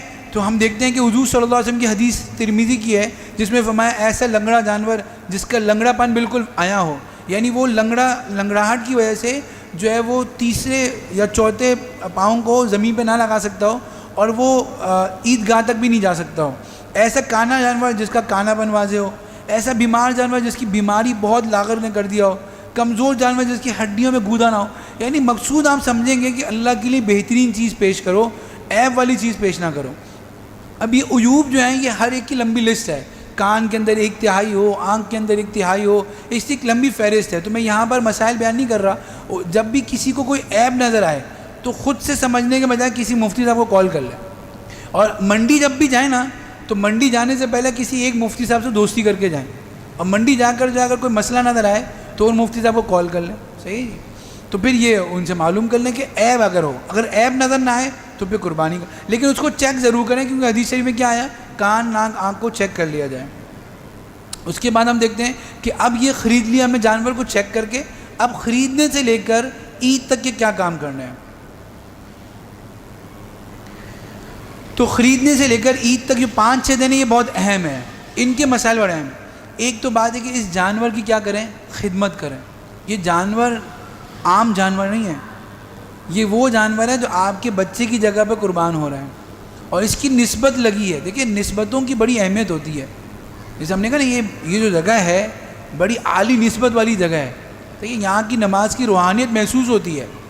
تو اسی طرح جو ہے نسبتوں کی بڑی اہمیت ہوتی ہے کہ ایک اینٹ باتھ روم میں لگی ہوئی ہے اور ایک اینٹ مسجد میں لگی ہے تو اینٹ، لیکن نسبتوں میں فرق آ گیا نا. تو یہ جانور عام جانور نہیں ہے. آپ دیکھیں قربانی کے جانور سے عجیب پیار سا محسوس ہوتا ہے، کیونکہ اس کے اندر نورانیت ہوتی ہے، روحانیت ہوتی ہے کہ وہ اللہ کے نام کا وابستہ ہوتا ہے. تو اس کی ہم خدمت کو سعادت سمجھے. ایک بہت ہی بڑے عالم دین گزرے شیخ الہند رحمۃ اللہ علیہ، جن کا ترجمہ قرآن ہم تفسیر عثمانی وغیرہ میں پڑھتے ہیں. وہ ان کے بارے میں آتا ہے کہ وہ اپنے جانور کی خود خدمت کیا کرتے ہیں. حالانکہ ان کی شاگرد ہزاروں میں، لیکن اپنے قربانی کے جانور کی خدمت خود کیا کرتے، خود پانی پلاتے، خود چارہ کھلاتے. تو اللہ نے توفیق دی تو اس کو ہم عیب نہ سمجھیں کہ ہم تو اتنے بڑے بڑے دین کے کاموں میں لگے ہوئے ہیں، ہم قربانی کا جانور لے آئیں گے. پہلے سے لائیں اور اس سے مانوس کریں، اس سے اپنے آپ کو محبت کریں، تاکہ جب وہ ذبح ہو تو اپنے دل پر کیا ہو، چھری چلے اور ہمیں اپنی خواہشات قربان کرنا آ جائے. ایک جانور کو آپ 1 گھنٹہ پہلے لے کے آئے، اس سے کوئی تعلق بھی پیدا نہیں ہوا، وہ ذبح ہوا، گوشت گھر میں آیا، آپ آرام سے بیٹھ کے باربیکیو کر رہے ہیں، آپ کو کیا قربانی کا مزہ آئے گا؟ قربانی تو یہ کہ آپ کا دل پہ چوٹ پڑے کہ ہے میں نے اپنی محبت والے جانور سے اس کو جو ہے آج نظر نہیں آ رہا تو مجھے کچھ محسوس ہو. تو دل کہے گا کہ ایک جانور تم نے محبت اللہ کے لیے قربان کی ہے، دیکھو تم نے قربان کر کے مزہ چکھا ہے، آج پورے سال انشاءاللہ اللہ کی خاطر اپنی خواہشات کو قربان کریں گے تو پھر مزہ آئے گا. تو جانور سے محبت کریں پھر، لیکن جانور کو ایسی جگہ باندھیں جہاں آنے والوں کو تکلیف نہ ہو، ہماری وجہ سے کسی انسان کو تکلیف نہ ہو. حدیث شریف میں آتا ہے کہ ایک دفعہ صحابہ کرام جہاد سے واپس آ رہے تھے، تو کچھ جیسے واپسی میں جلدی ہوتی ہے تو کچھ صحابہ کرام نے اپنے جانور آگے بڑھائے، اس کی وجہ سے راستہ تنگ ہو گیا. تو حضور صلی اللہ علیہ وسلم فرمایا ان من ضیق منزلا، کہ جس نے اپنے جانور کی وجہ سے راستہ تنگ کر دیا، فلا جہاد لا، اس کا جہاد قبول نہیں ہے، اس کا جہاد قبول نہیں ہے. حالانکہ کہاں سے آ رہے ہیں؟ اللہ کے نبی کے ساتھ جہاد سے واپس آ رہے ہیں. تو اب ہم اپنے جانور کا ٹینٹ لگا دیں، لوگوں کے گزرنے کا راستہ بند ہو گیا، وہاں گندگی ہو رہی ہے، نمازیوں کی جو ہے نماز خراب ہو رہی ہے، اور جو ہے لوگ گزرنے سے راتوں کو وہاں بچے شور شرابہ کر رہے ہیں، ایک عمل کی خاطر کتنے گناہ ہم لے رہے ہیں. تو ہم ایسی جگہ اس کو باندھیں جہاں پڑوسیوں کو تکلیف نہ. حدیث شریف میں آتا ہے وہ مومن نہیں، وہ مومن نہیں، وہ مومن نہیں، 3 دفعہ فرمایا کہ جس کا پڑوسی اس کی تکلیف سے محفوظ نہ ہو. اب ہم نے جو ہے وہ گھر کے سامنے کسی کا بکرا باندھ دیا، گائے باندھ دی، ساری بدبو جو ہے پڑوسی کو جا رہی. رات بھر وہ شور کر رہا ہے، اس پڑوسی کے گھر میں بوڑھی والدہ رات بھر جاگ رہی ہیں. تو ہمیں کسی کو حقوق و لباس کا خیال رکھنا ہے. جانور کو صاف ستھرا رکھیں، ارد گرد بھی صفائی ستھرائی کا خیال رکھیں. غیر مسلم یہ نہ کہیں کہ یہ تو گندگی کر دیں، بلکہ وہ کہیں کتنا اسلام صفائی پسند مذہب ہے. حدیث شریف میں آتا ہے نا فی اللہ تعالیٰ جو ہے الطہور شطر الایمان، کہ پاکیزگی جو ہے وہ دین کا حصہ ہے، ایمان کا حصہ ہے. جانوروں کو آپس میں نہ لڑائیں. یہ کوئی دیکھا حدیث شریف میں صاحب منع ہے کہ جانوروں کو لڑانے سے. اب ہم کہیں ہمارا جانور تگڑا ہے، اس کو آپس میں لڑا رہے ہیں، ان کو دوڑے لگا رہے ہیں. اب جانور کے بھی حقوق ہیں، دیکھیں جانور کے حقوق ہیں. یہ جانور حدیث شریف میں آتا ہے ہر تر جگر کو پانی پلانے کا ثواب ہے، جانور کے حقوق ہیں. تو اب جانور کو، اب میرا خالہ زاد کزن آیا دیکھنے کے لیے، اب رات کے 2 بجے وہ آیا اور جو ہے نا 2 بجے وہ جانور بیچارہ سو رہا ہے. اب میں نے اس کو مار کے اٹھایا اور بھگانا شروع کر دیا. اب میں کوئی سو رہا ہوں اور مجھے کوئی اٹھا کے بولے باہر چلو اور بھاگو، تو جانور بھی ذی روح ہے. اب اس کو ہم جو ہے بے وقت اس کو بھگا رہے ہیں. بے وقت بچوں کے ہاتھ میں کھلونا دیا ہوا ہے کہ بیٹا تمہارا کھلونا ہے، 10 دن تک تم خوب کھیلو. نہیں، ہم اس کو حقوق بتائیں کہ جانور کے حقوق ہیں. حدیث شریف میں آتا ہے کہ ایک فاحشہ عورت تھی، یاد ہے نا آپ کو واقعہ، کہ فاحشہ عورت تھی. اس عورت نے دیکھا کہ کتا پیاسا ہے، ناپاک جانور ہے. آپ سوچیں کہاں کتا، کہاں یہ مقدس جانور. وہ کتا پیاسا، اس کو اللہ کے ایک فاحشہ عورت نے جو ہے وہ کنویں میں جا کر اپنے موزے میں پانی نکال کر اس کو پلایا. تو اللہ تعالیٰ نے کیا کیا تھا؟ اس عورت کے سارے پچھلے گناہ معاف کر دیے تھے. صحیح ہے؟ آپ سوچیں ایک ناپاک جانور کو، تو اس جانور کے خیال کرنے پر کتنا اجر ملے گا. اور دوسری طرف ایک حدیث شریف میں آتا ہے کہ ایک عابدہ زاہدہ عورت تھی، اس نے بلی پالی تھی، نہ اس کو بلی کو کچھ کھانے کو دیتی تھی اور نہ اس کو چھوڑتی تھی کہ وہ کیڑے مکوڑے کھا لے. تو اس پہ وہ بھوکی مر گئی، تو اس پر اللہ نے اس کو جہنم میں ڈال دیا. تو اس جانور کا حقوق کا ہم سے پوچھ ہوگی، تو اس کے حقوق کا ہم خیال کریں اور بچوں کو سکھائیں کہ اسلام میں جانور کے کتنے حقوق ہیں. اور حدیث شریف میں آتا ہے کہ الجرس مزامیر الشیاطین، کہ جو گھنٹیاں ہوتی ہیں یہ شیطان کی کیا ہیں؟ باجیں ہیں. تو ہم جانوروں میں میوزک والے آلات مت ڈالیں کہ جو ہے نا کیا کہتے ہیں وہ گھنٹیاں ڈالی ہوئی ہیں. اس کو آپ نے کچھ اچھی چیز پہنانی ہو پہنا دیں, لیکن میوزک والی چیزیں نہ پہنائیں. صحیح ہے. پھر جانور پہ سواری نہ کریں. اگر اس کا دودھ نکال لیں تو اس کو صدقہ کرنا ضروری ہے. اور بقیہ تو بات ہو گئی کہ نام و نمود کا شہرت کی کوشش نہ کریں, اس کو جو ہے نا اخلاص کے ساتھ رکھیں. پھر جانور کو ہم نے لے لیا, اس کو ہم نے پال لیا, اور اس کے بعد ہم قربانی کے دن تک ہم پہنچ گئے. اب ذبح کا مرحلہ آ رہا ہے. تو ذبح کا مرحلہ آ رہا ہے تو ہمارے سامنے بات آتی ہے کہ اس میں بھی 3-4 امور ہیں کہ کس وقت ذبح کر سکتے ہیں, کون ذبح کر سکتا ہے, ذبح کا مسنون طریقہ کیا ہے, اور ذبح کے بعد کے کرنے کے کام کیا ہیں. وہ عید کے دن ہم 4 کام کریں گے. پہلی بات یہ کہ جانور ذبح کب سے کب تک کر سکتے ہیں. تو بھائی جانور کے قربانی کرنے کا جو جائز وقت ہے وہ کب ہے؟ 10 ذی الحجہ کی کب سے وقت شروع ہوتا ہے؟ فجر کے بعد سے وقت شروع ہوتا ہے, اور 10, 11, 12 کے بعد 12 کی غروب آفتاب. لیکن شہر کے اندر یہ وقت کب شروع ہوتا ہے؟ جب پورے شہر میں ایک جگہ پہ کیا ہو جائے؟ عید کی نماز ہو جائے, تو پھر شہر میں وقت شروع ہوگا. اس سے پہلے اگر عید پورے شہر میں کہیں پہ بھی عید کی نماز نہیں ہوئی اور کسی نے قربانی کر دی, تو حدیث شریف میں آتا ہے کہ ایک صحابی نے ایسا کر لیا تھا غلطی سے, تو حضور نے فرمایا یہ گوشت ہے جو تم اپنے گھر لے کے جا رہے ہو, یہ قربانی نہیں ہے. قربانی جب شمار ہوگی جب عید کی نماز شہر میں ایک جگہ ہو جائے, چاہے کسائی نے نماز نہ پڑھی ہو, چاہے جس کی قربانی اس نے نماز نہ پڑھی ہو, وہ الگ گناہ ہے, لیکن قربانی ہو جائے گی اگر عید کی نماز پورے شہر میں ایک جگہ ہو گئی ہے. صحیح. اچھا, دن بھی آپ کو پتہ چل گئے, اس کے اندر راتیں بھی شامل ہیں. کتابوں میں لکھا ہے کہ رات کو قربانی کرنا مکروہ ہے, لیکن اس کا مقصد کیا تھا کہ اس دور میں لائٹیں نہیں ہوتی تھی, تو کوئی رگ کٹے نہ کٹے پتہ نہیں چلے گا. لیکن اب تو ماشاءاللہ اتنی راتیں ہوتی ہیں کہ دن میں لائٹیں ہوتی ہیں کہ رات کو بھی دن کا سما ہوتا ہے, تو اب رات کو قربانی کرنا کوئی مکروہ نہیں ہے. صحیح ہے. اور دوسری بات یہ ہے کہ قربانی اچھا ہم نے یہ بات تھی کہ قربانی کب سے کب تک ہوتی ہے. تو اس میں ہمیں یہ بات ہے کہ قربانی کے دنوں کے اندر ایک اہم مسئلہ جو جدید مسئلہ ہے وہ یہ مسئلہ ہے کہ مثال کے طور پر آپ کے ایک رشتہ دار ہیں جو امریکہ میں رہتے ہیں, انہوں نے آپ کو فون کیا کہ بھائی میری طرف سے گائے کا حصہ رکھ لینا, اپنی گائے جو ہے نا اس میں میرا بھی حصہ رکھ لینا. اب آپ نے کہا صحیح ہے, ایسا ہوتا ہے نا, بہت سے ہمارے بیرون کے ممالک کے لوگ ہمیں فون کر کے قربانی میں جانور میں حصہ لیتے ہیں, وہاں مہنگا ہوتا ہے یا مسائل نہیں. اب وہ سامنے امریکہ میں ہیں, اور ہم نے کہا کہ بھائی جو ہے نا ہم کیا کرتے ہیں کہ ہماری گائے تو ذبح ہوگی تیسرے دن, تو یہ قربانی ہو جائے گی؟ نہیں ہوگی, کیونکہ امریکہ میں اکثر جو ہے ایک دن پہلے عید ہوتی ہے. چل ہم مثال لے لیتے ہیں کہ امریکہ میں ایک دن پہلے عید ہو رہی ہے, تو امریکہ میں ایک دن پہلے عید ہوئی, ہماری جب پہلا دن ہوا تو ان کا کون سا دن ہوا؟ دوسرا. ہمارا جب تیسرا دن ہوا ان کا کون سا دن ہوا؟ ان کا تیسرا دن ہو گیا. ہمارا جب تیسرا دن ہوا ان کا کون سا دن ہو گیا؟ تو ان کی تو عید ختم ہو چکی ہے. تو اس لیے ضروری ہے کہ اگر کسی اور ملک میں قربانی ہو رہی ہے تو جو حکم دینے والا ہے اور جو قربانی کرنے والا ہے دونوں کی لیے عید ہونی ضروری ہے. مثال کے طور پر اگر میں یہاں سے کسی کو سعودی عرب میں فون کر کے کہتا ہوں کہ بھائی میری قربانی کر دینا, صحیح جی, تو سعودی عرب میں تو اکثر ایک دن پہلے ہی ہوتی ہے نا, تو اگر سعودی عرب میں وہ شخص پہلے دن قربانی کرے تو میری قربانی ہو جائے گی, کیونکہ میرا تو ابھی تک قربانی کے وقت ہی شروع نہیں ہوا. اور اگر سعودی عرب والا جو ہے وہ اپنی جو ہے وہ کیا کرے, میری تیسرے دن کرے, تو اس کے یہاں 14 دن چل رہا ہوگا. تو یہ ضروری ہے کہ اگر کسی کی طرف سے قربانی کی جا رہی ہے تو اس کی طرف بھی عید ہونی چاہیے اور میری طرف بھی کیا ہونی چاہیے؟ عید ہونی چاہیے. صحیح ہے.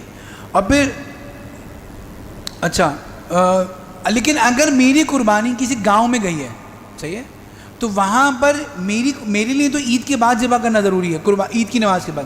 لیکن گاؤں میں چونکہ عید کی نماز نہیں ہوتی تو وہ عید کی نماز سے پہلے بھی قربانی کریں تو میری قربانی ہو جائے گی, کیونکہ میرا جانور کہاں کھڑا ہوا ہے؟ گاؤں میں کھڑا ہوا ہے. صحیح ہے جی. اب اس کے بعد ہم آتے ہیں کہ جانور کون ذبح کر سکتا ہے, تو کسائی کا مسلمان ہونا ضروری ہے. کسائی کا کیا ہونا چاہیے؟ مسلمان ہونا ضروری ہے, کیونکہ اگر مسلمان نہیں ہے یا اہل کتاب نہیں ہے, اہل کتاب جو ہوتے ہیں عیسائی یہودی ہوتے ہیں, لیکن آج کل علماء کرام فرماتے ہیں کہ وہ بھی اپنے مذہب سے اتنے وابستہ نہیں ہوتے, تو اس لیے ان میں بھی شک ہے, تو مسلمان ہو. صحیح ہے. بعض دفعہ آ جاتے ہیں بہت سے لوگ کمانے کے چکر میں, ہندو بھی آ جاتے ہیں, اندرون سندھ بہت سے واقعات ایسے ہیں، ہندوؤں نے ذبح کرنا شروع کر دیا. تو اگر جانور ذبح کرنے والا کسائی مسلمان نہ ہوا تو قربانی نہیں ہوگی. ہاں یہ ہو سکتا ہے کہ کسائی آپ کا جو ہے ہندو ہے تو کوئی بات نہیں، آپ جانور کو ذبح کر دیں، صرف رگے کٹتے وقت مسلمان کا ہاتھ لگنا ضروری ہے. صحیح ہے، ذبح کرنا مسلمان کے ساتھ ضروری ہے. گوشت تو غیر مسلم بھی بنا سکتا ہے، اگر کسائی کا اسسٹنٹ غیر مسلم ہے تو کوئی مسئلہ نہیں ہے، بس ذبح کرنے والا مسلمان ہونا چاہیے. اچھا دوسری بات ضروری ہے کہ جو ذبح کر رہے ہوں، جو بھی ذبح کے عمل میں شریک ہوں، وہ دونوں جو ہے بسم اللہ ہی پڑھیں، دعا پڑھیں. یعنی کیوں کہ بعد اگر ایسا ہوتا ہے کہ آپ برکت کے لیے ہاتھ لگاتے ہیں اور اصل جو ہے جانور ذبح کسائی کر رہا ہوتا ہے، تو اب پتہ نہیں ہوتا کہ کس کے ہاتھ کی زور سے رگ کٹی ہے. ٹھیک ہے، تو اس وقت دونوں کا بسم اللہ پڑھنا ضروری ہے. لیکن جو ٹانگیں پکڑے ہوئے ہیں ان کا کوئی پکڑنا، کیونکہ ان کا کوئی ذبح میں عمل نہیں ہے، وہ تو صرف ٹانگیں وغیرہ پکڑے ہوئے ہیں تو ان کا کوئی ضروری نہیں ہے. اور دوسرا یہ کہ بھائی جانور کو جب ہم ذبح کروائیں کسائی سے تو اس کو جو ہم پہلے سے طے کر لیں کہ آپ کی اجرت کیا ہے تاکہ بدمزگی نہ ہو، اور اس اجرت کے اندر کھال یا قربانی کا کوئی حصہ شامل نہیں ہونا چاہیے. بعض دفعہ ہوتا ہے یار 1000 روپے دے دینا، نہیں یار 1000 روپے کیوں دیں، ہم آپ کو اتنی چربی بھی تو آپ لے کے جاتے ہو تو بھائی یہ 800 روپے لے لینا. اس کا مطلب کیا ہوا، آپ نے یہ بنایا کہ 800 روپے اجرت ہے اور 200 روپے کی تم کیا لے جانا، چربی لے جانا. تو یہ 200 روپے کی چربی آپ نے اس کو بیچ دی تو اجرت میں کچھ دینا جائز نہیں. ہاں آپ اجرت طے کر لیں بھائی 1000 روپے اجرت ہے، باقی آپ چربی دیں، اس کو کچھ بھی دیں، وہ آپ جیسے اور مسلمانوں کو کچھ دے رہے ہیں اس کو بھی دے سکتے ہیں. پھر اس کے بعد آخری بات یہ ہے کہ قربانی کے جانور کے ذبح کرنے کا طریقہ، جانور کو قبلہ رخ لٹایا جائے، لیکن اگر بہت مشکل ہو رہی تو ضروری نہیں ہے، اور خود ذبح کر سکتے ہیں کریں، ورنہ کم از کم خود وہاں موجود ہیں. حضور صلی اللہ علیہ وسلم نے فرمایا تھا کہ حضرت فاطمہ رضی اللہ عنہ کو کہ قربانی کے جانور کی ذبح کرتے وقت کیا ہو، موجود ہو. لیکن یہ ضروری کہ اگر مستورات ہوں تو پردے کا اہتمام ہو. ایسا نہ ہو کہ ایسے شو محلہ بنایا ہوا ہے، ساری گھر کی عورتیں اتری ہوئی ہیں تو کسائی محرم تھوڑی ہے آپ کا. صحیح، تو کیا کہتے ہیں وہ پردے کا اہتمام ضرور ہونا چاہیے. تیز دار چھری سے حضور نے فرمایا تھا کہ اللہ تعالیٰ کو پسند ہے کہ آپ جانور کو ذبح کرنے سے پہلے چھری کو تیز کر لیں کہ اس کو تکلیف مت دیں. پھر ایک آدمی حضور کے سامنے ایک جانور کے سامنے قربانی کر رہا تھا، حضور نے فرمایا تم اس کو ڈبل تکلیف دے رہو، 2 مرتبہ موت دے رہو، ایک مرتبہ اس کو جو ہے وہ تکلیف اس کو ذبح کرتے وقت ہوگی اور ایک دفعہ دیکھتے وقت ہوگی. تو ایسا نہیں کریں ہم جو ہے وہ کسی بھی عمل سے اس کو تکلیف نہ ہو. پھر اس بات کا خیال رکھیں کہ اس کی 4 رگیں کٹ جائیں. 4 رگیں کون سی ہوتی ہیں، 2 رگیں ہوتی ہیں خون کی اور 1 رگ ہوتی ہے سانس کی اور 1 رگ ہوتی ہے غذا کی. لیکن علماء کرام نے لکھا کہ اگر 3 رگیں بھی کٹ جائیں تو قبول ہے، لیکن 3 سے کم نہیں ہونی چاہیے. تو کوشش یہ ہو کہ 4 رگیں کٹ جائیں. جلدی میں بہت سارے قربانی جانور ہو رہے ہیں اور 2 رگیں کٹ رہی ہیں، اس کا نہیں، بلکہ خیال کریں کہ 4 رگیں کٹ جائیں. اور پھر جانور کو کھال اتارنے سے پہلے ٹھنڈا ہونے دیں، اس کو تکلیف نہ پہنچائیں گے. اس کو بعض لوگ جو ہے اس پہ چھری مار رہے ہوتے ہیں اندر، کہ جلدی ٹھنڈا ہو جائے، اس کو تھوڑی دیر پڑے رہنے دیں تاکہ اس کو جو ہے وہ تکلیف نہ ہو. اور ذبح کرتے وقت یہ مکروہ ہے کہ اتنا جانور کی گردن کاٹ دی جائے کہ وہ گدی تک پہنچ جائے، یہ بھی مکروہ ہے. حرام مغز تک پہنچ جائے، یہ بھی مکروہ ہے. اس لیے جو ہے اس کو ذبح کرتے وقت جو ہے وہ بس اتنا کریں کہ 4 رگیں اس کی کٹ جائیں. قربانی کی دعا آپ کے سامنے ہے، طریقہ بھی ہے کہ قبلہ رخ لٹایا جائے. اور پھر حدیث شریف میں آتا ہے کہ حضور صلی اللہ علیہ وسلم نے اپنا سیدھا پیر اس کے پیٹ پہ رکھا، تو اس کی بھی ہم کوشش کریں، پہلو جو ہوتا ہے. اور پھر اس کے بعد بسم اللہ اللہ اکبر کہہ کر تیز چھری سے جانور کو ذبح کر دیں. اور اس سے پہلے ذبح سے پہلے کی دعا کیا ہے، انی وجہت وجہی للذی فطر السماوات والارض حنیفا وما انا من المشرکین. یہ قرآن مجید کی آیت ہے، ان صلاتی ونسکی ومحیای ومماتی للہ رب العالمین. اچھا اس کا نا پہلے سے اہتمام کر لیں کہ یہ دعا ہمارے پاس ہو. اب جانور لٹا ہوا ہے، اس کو تکلیف ہو رہی ہے، اس وقت کارڈ، بھائی کسی کے پاس کارڈ ہے ذرا دعائیں کسی کے پاس ڈھونڈنے بیٹھ گئے، تو ایسا نہ ہو. پہلے سے اپنے پاس کارڈ ہو لکھا ہوا موبائل پہ کہیں پر، اور ہم اس دعا کو پہلے اطمینان سے پڑھ لیں. پھر قربانی کے بعد دعا پڑھیں، اللہم تقبل منی، اے اللہ اس کو قبول فرما لے میری طرف سے، یا اگر کسی کی طرف سے کریں تو اس کی طرف سے، جیسے کہ آپ نے حضرت ابراہیم علیہ السلام کی طرف سے قبول فرمایا. پھر اس کے بعد اب 2-3 مختصر بات ہے کہ کھال کی کیا کرنا ہے اور گوشت کا کیا کرنا ہے. تو کھال اور گوشت کے بارے میں حکم یہ ہے کہ 4 کام آپ کر سکتے ہیں. خود استعمال کر لیں. کھال کو کیسے استعمال کریں گے، کھال آپ جو ہے اس سے مسلح بنا لیں. پہلے زمانے میں لوگ جانوروں سے جو ہے وہ کھالوں سے بہت سی چیزیں بنتی تھیں، آپ نے خود اس کا جائے-نماز بنا لی، اس سے بیگم کا پرس بنا دیا، کچھ بھی کر سکتے ہیں، لیکن خود استعمال کریں. دوسرا ہے کہ کسی کو ہدیے کے طور پر دے دیں، جیسے قربانی کا گوشت آپ کسی کو دے سکتے ہیں، اسی طرح کھال بھی دے سکتے ہیں. تیسرا ہے کہ آپ فقراء مسکین پہ صدقہ کر دیں، اور چوتھا ہے کہ اگر آپ فروغ کر رہے ہیں تو پھر کسی غریب پر اس کی قیمت آپ کو صدقہ کرنا ضروری ہوگی۔ اور سب سے اچھا مصرف یہ ہے کہ آپ دین کے کام میں، مدارس میں اور جو ہے وہ دینی جماعتوں کو دے دیں، کیونکہ اس سے کیا ہوگا کہ آپ کا صدقہ جاریہ ہوگا، اس رقم سے جتنے نیک کام ہوں گے اس کو ثواب ملے گا۔ لیکن اگر آپ نے کسی غلط تنظیم کو دے دیا تو جتنے گناہ وہ اس پیسوں سے کرے گی اس میں بھی آپ کا حصہ ہوگا۔ تو دیکھ کر دیں کہ کسی غلط تنظیم کو دیں گے تو گناہ جاریہ ہوگا، کسی صحیح جگہ پہ دیں گے تو کیا ہوگا؟ صدقہ جاریہ ہوگا۔ گوشت کے اندر بھی یہی ہے کہ ہم جو ہے گوشت کو خود بھی رکھ سکتے ہیں، اور گوشت کو ہم بہتر ہے کہ 3 حصوں میں کر لیں، اور گوشت کو بیچے نہیں، یعنی کسائی کو بھی اجرت میں مت دیں۔ اور بعض جگہوں پہ چربی بک رہی ہوتی پورے علاقوں میں، تو گوشت کو بیچنا منع ہے، آپ خود بھی کھا سکتے ہیں، دوسروں کو بھی دے سکتے ہیں۔ آخری بات میں سے بھی عرض کروں کہ افضل آج کل کے حالات میں افضل یہ ہے کہ ہم جو ہے غریبوں میں زیادہ سے زیادہ بانٹیں۔ ایسی آبادیاں دیکھیں جہاں پر سفید پوش لوگ لگتے ہیں اور وہاں پر جا کے ہم قربانیاں کریں۔ ایسی شہروں میں جائیں جہاں پر جو ہے وہ غریب لوگ رہتے ہیں اور وہاں پر خوب قربانی کریں۔ اللہ تعالیٰ ہم سب کی قربانی قبول فرمائے۔ وقت تھوڑا مختصر ہی رہ گیا نماز میں، اگر اس میں کچھ سوالات ہوں تو وہ آپ حضرات سوال کر سکتے ہیں۔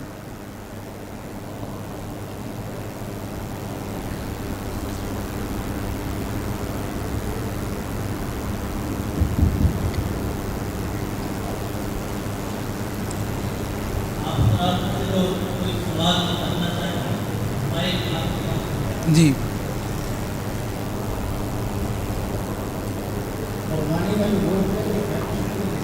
جی، قربانی کا گوشت غیر مسلم کو دے سکتے ہیں۔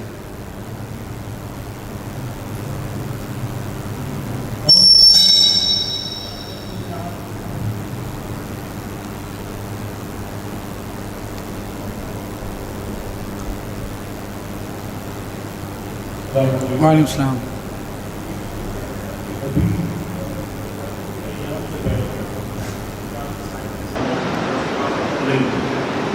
قربانی کے دوران آپ کے پاس پیسے آ جائے، کوئی سواری نہیں، کچھ نہیں، کوئی بھی چیز نہیں، بزنس کے ساتھ رقم آ گئی تو کیا جی، آپ کا سوال یہ ہے کہ اگر قربانی کے پہلے، قربانی کے دنوں سے پہلے صاحب نصاب نہیں تھا، لیکن ایام قربانی میں وہ صاحب نصاب ہو گیا، رقم آ گئی ہے، تو جس مقصد سے بھی رقم آئے لیکن وہ رقم کسی چیز کو بیچ کے حاصل ہوئی ہے تو وہ رقم اس کو صاحب نصاب بنا دے گی، اور وہ شخص جو ہے وہ صاحب نصاب ہو جائے گا اور اس پر قربانی واجب ہوگی۔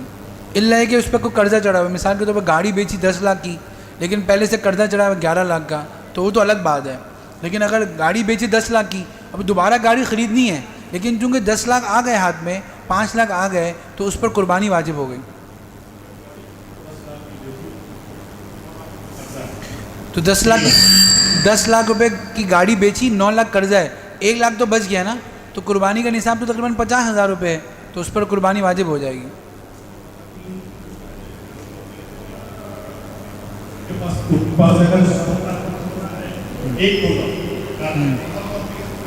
جی، جو خواتین گھروں میں ہوتی ہیں ان کے پاس عموماً سونا ہوتا ہے اور ان کو جہیز میں ملا ہے مہر، تو وہ کیا کرتی ہیں کہ وہ سمجھتی کہ ہم پہ قربانی نہیں ہے، حالانکہ سونا صرف اگر سونا ہم کے پاس ہو نا تو پھر اس کے بعد 7.5 تولہ دیکھا جاتا ہے، لیکن عموماً خواتین کے پاس کوئی نقدی ہوتی ہے، 50-60 روپے تو ہوتے ہیں ہر بندے کے پاس، تو اس کی وجہ سے ان کا نصاب کیا ہو جاتا ہے، 52.5 تولہ چاندی ہو جاتا ہے، تو 1 تولہ سونا جو ہے 52.5 تولہ چاندی سے زیادہ ہی کا ہوتا ہے، تو اس لیے عموماً خواتین پر بھی قربانی ہوتی ہے، تو ان کو شوہر کو چاہیے کہ ان کی طرف سے قربانی کریں، یعنی فرض تو نہیں قربانی شوہر کے اوپر، قربانی فرض کس پر ہے؟ بیوی کے اوپر ہی ہے، لیکن بیوی کہاں سے کرے گی؟ تو بیوی شوہر کو کہہ دے گی کہ آپ میری طرف سے قربانی کریں، تو شوہر پھر بیوی کی طرف سے بھی کریں۔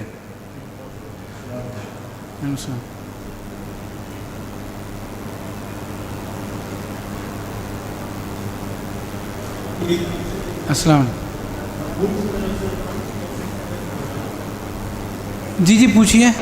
مرحومین کی طرف سے قربانی جی کر سکتے ہیں، لیکن اس میں ایک تھوڑی سی باریکی ہے کہ اگر ہم نے ایک مرحوم کی طرف سے کرنا ہے تو کوئی مسئلہ نہیں، اگر زیادہ مرحومین کی طرف سے کرنا ہے، جیسے میرے والدین اگر مثال کے طور پر انتقال کر گئے ہیں اور میں والدین کی طرف سے کر رہا ہوں یا اپنے تمام اساتذہ کی طرف سے کر رہا ہوں، تو اس کا بھی صحیح طریقہ یہ ہے کہ قربانی میں اپنی طرف سے کروں، کہ ایک قربانی نفلی میں اپنی طرف سے کر رہا ہوں اور اس کا ثواب اے اللہ ان سب کو پہنچا دے، تو ان سب کو کامل قربانی کا الگ الگ ثواب مل جائے گا انشاءاللہ. صحیح, یہ طریقہ ہو. جی جی فرمائیے.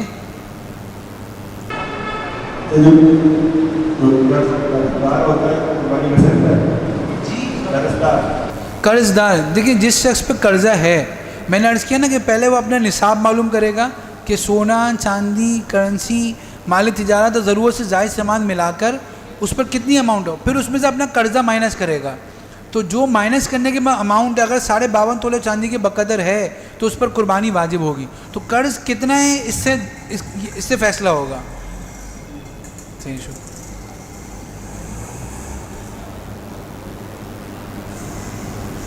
جی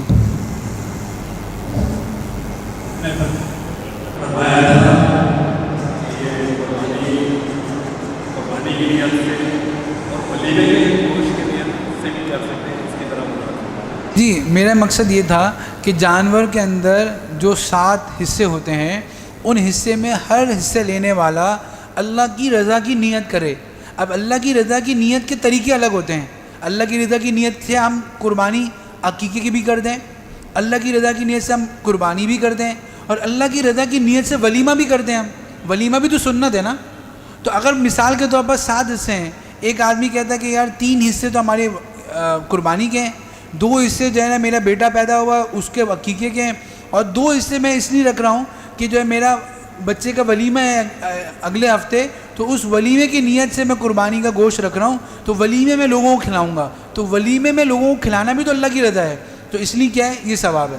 لیکن ایک آدمی یہ کہا کہ بھائی میں گھر میں دعوت کروں گا اور ایک عام دعوت ہے تو اس کے لیے نہیں رکھ سکتا, ولیمے کی نیت سے رکھ سکتا ہے. جی السلام علیکم. وعلیکم السلام.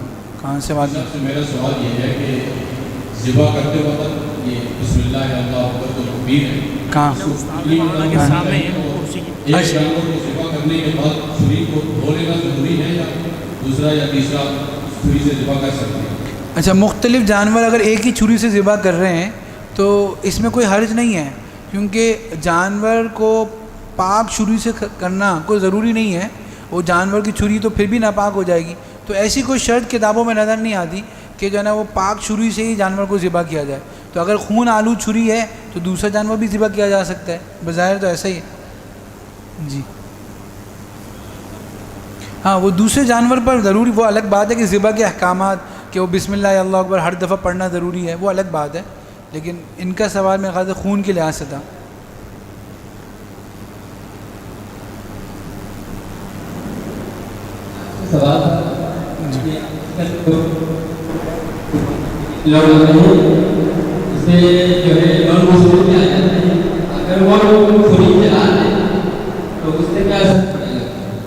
نہیں, اگر چھری چلانے کے عمل کے اندر کسائی نان مسلم آ گیا تو نان مسلم اگر وہ اہل کتاب ہے یعنی یہودی یا عیسائی ہے اور واقعتاً وہ اپنے مذہب پہ قائم ہے تو پھر اس کی بھی قربانی ہو جائے گی. لیکن اگر وہ یا تو برائے نام اہل کتاب ہے یعنی اس کا وہ دہریہ ہے, کوئی مذہب سے وابستہ نہیں ہے, یا ہندو ہے, پارسی ہے, تو اگر اس نے چھری چلانے کے عمل میں رہا تو قربانی پھر حرام ہو جائے گی, پھر وہ گوشت حرام ہو جائے گا, کیونکہ ذبح کرنے اور ذابح کا مسلمان یا اہل کتاب ہونا ضروری ہے. صحیح ہے. ماشاءاللہ آپ لوگوں کے سوالات سے اندازہ ہو رہا ہے کہ کافی چیزیں سمجھ میں بھی آئی ہیں اور ذوق و شوق سے آپ لوگ بیٹھے ہوئے ہیں ماشاءاللہ. جی جی حضرت. یہ جو اجتماعی قربانی ہے اور ہوتی ہے اس سے بڑی آسانی سہولت ہے, لیکن بعض لوگ یہ کہتے ہیں کہ ہمارے اتنے کا حصہ ہے وہ ایک اپیلنگ حصہ رکھتے ہیں کہ لوگ مہنگائی سے ہٹ کے ہماری طرف آ جائیں. 8,000 کا رکھ دیا جبکہ 13,000 چل رہا ہے, اور وہ یہ کہتے ہیں کہ نہ ہم دکھائیں گے جانور کہ کہاں ذبح ہوا اور نہ ہم گوشت دیں گے نہ خریدیں گے. یہ شرط رکھنا اور اس کے بعد لوگوں کا اس میں حصہ لینا, آپ کیا فرمائیں گے؟ یہ تو حضرت آپ کی حوصلہ افزائی ہے کہ آپ ہم جیسے طالب علموں سے سوال پوچھ رہے ہیں. یہ ہماری بڑے جو ہے نا چھوٹوں کو آگے کرتے ہیں, ورنہ حضرت تو پوچھنے کے محتاج نہیں ہیں. لیکن میں اپنے ناقص علم جو ہے میرا یہ کہ قربانی میں جو اجتماعی قربانی ہے نا, جہاں اس کے بہت فضائل بھی ہیں, کہ آپ کی وجہ سے بہت سے کو قربانی ہو جاتی ہے. وہاں ہم نے دارالعلوم کراچی کے کچھ فتوے بھی دیکھے ہیں, اور ویسی دیانت داری کا بڑا مسئلہ ہے یہاں پر کہ یہ وکالت ہوتی ہے, ذمہ داری ہوتی ہے, اتنے لوگوں کا فریضہ آپ سے وابستہ ہوتا ہے. تو اگر اس میں کہیں پر بھی ذاتی غرض یا جو ہے وہ مال کی حوث آ جاتی ہے تو نہ صرف یہ کہ قربانی لوگوں کی ضائع ہو جاتی ہے بلکہ آخرت کا ایک بہت بڑا مطالبہ بھی ہو جاتا ہے.